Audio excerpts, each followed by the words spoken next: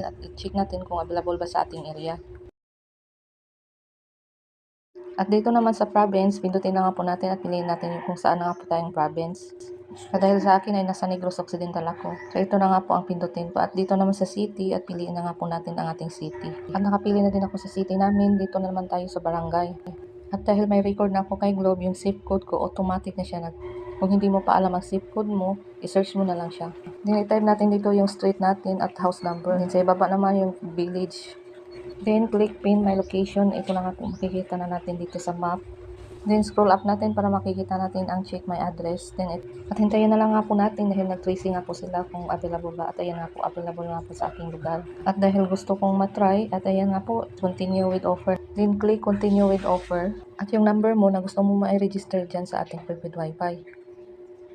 Then, click next. At kailangan din natin gumawa ng 6-digit PIN. At ayan, kung may mag-pop up na ganito, i-sign in nyo na lang up para hindi tayo mahirapan kung makalimutan natin yung ating PIN. Then, i-click nyo ang next. Then, mag-fill out tayo ng ating details. Then, yung email natin kailangan natin i-type dito. Dito naman sa will you personally present, nilagyan ko ng check sa akin dahil gusto ko yung andito ako. Pinili ko ang yes dahil gusto ko andito ako na nag-install para maturuan nila ako. At ito namang dalawang box sa ibaba, ilagyan na lang natin ng check para ma-agree natin ang terms of condition nila. At hintayin na lang po natin ang schedule. Pipili tayo dito kung anong schedule ang gusto natin.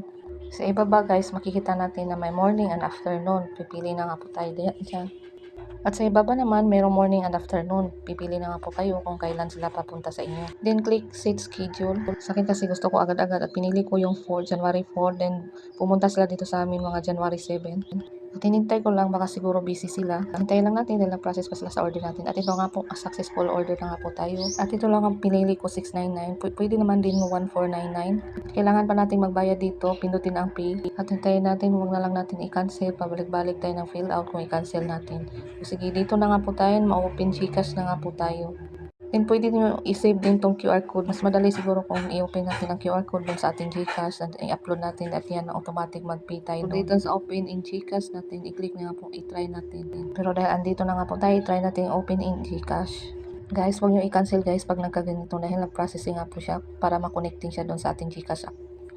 Bali mag-connect siya sa ating Gcash application. Kung ito ang lumabas sa inyong screen, i-click lang ang OK. Then, hintayin lang nga po natin nag-processing pa si Gcash.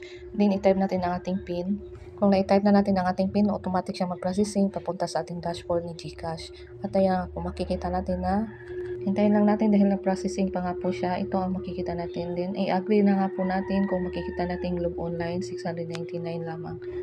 At ito makikita na natin na naka-PHP 699 na siya. Then, pwede din pala tayo magbayad sa